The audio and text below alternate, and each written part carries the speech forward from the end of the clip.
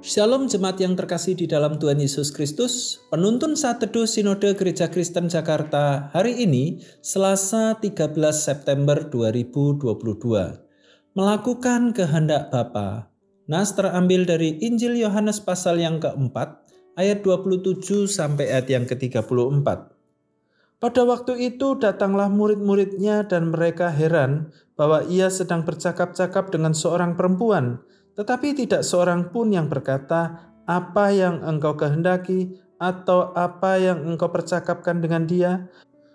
Maka perempuan itu meninggalkan tempayannya di situ lalu pergi ke kota dan berkata kepada orang-orang yang di situ, "Mari, lihat, di sana ada seorang yang mengatakan kepadaku segala sesuatu yang telah kuperbuat. Mungkinkah dia Kristus itu?" Maka mereka pun pergi keluar kota lalu datang kepada Yesus.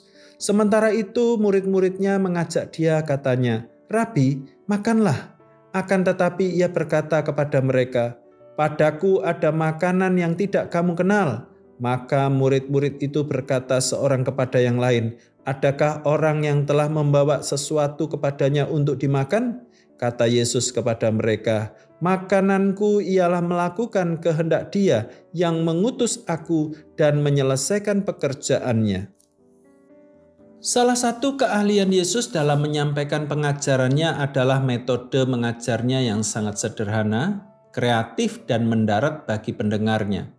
Terlebih lagi, Yesus adalah pengajar yang sangat berkompeten karena bobot dan otoritas pengajarannya. Matius 7 ayat 28-29. Yesus sangat hebat menggunakan teknik asosiasi.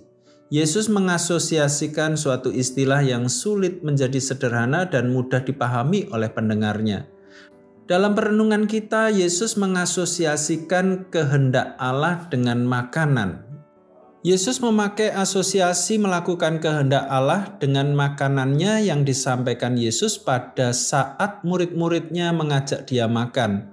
Penegasan Yesus bahwa dia mempunyai makanan yang tidak mereka kenal membuat mereka semakin penasaran. Mereka berpikir ada orang yang membawa makanan buat Yesus. Untuk menjawab kebingungan dan penasaran mereka, maka Yesus kembali menegaskan prinsip penting dari misi, yakni pekerjaan yang bersumber dari Allah, yang mengutus kita dan harus diselesaikan. Jim Yost pernah berkata bahwa misi bukanlah pekerjaan tabrak lari, artinya dilakukan dengan tidak bertanggung jawab, melainkan pekerjaan yang harus diprioritaskan, diselesaikan dengan tuntas dan sepenuh hati secara kreatif dan kontekstual. Yesus dalam interaksi dengan orang-orang yang dilayaninya, seperti kepada wanita Samaria, dia menyatakan dirinya pada wanita tersebut sebagai Kristus, padanya sesuai konsep dan tingkat pengertian yang dimilikinya. Hasilnya sangat berdampak. Lihat Yohanes pasal 4 ayat yang ke-25 sampai 26, ayat 28 sampai ayat yang ke-29. Karena wanita tersebut membawa banyak orang untuk lebih mengenal Yesus, ayat 30. Jadi secara esensi, pekerjaan misi adalah pekerjaan yang mendesak, penting, dan karena itu harus diprioritaskan untuk diselesaikan. Bagaikan orang lapar yang perlu makanan. Dari cara Yesus mengasosiasikan melakukan kehendak Allah Bapa bagaikan makanannya, maka itu berarti kita perlu dan harus memprioritaskannya dan melakukan upaya terbaik untuk menuntaskannya. Tugas sang utusan adalah taat untuk melakukan tugas dan perintah yang diterimanya. Mengutamakan dan menuntaskan pekerjaan misi adalah tanggung jawab setiap murid Kristus. Selamat beraktivitas, Tuhan Yesus memberkati.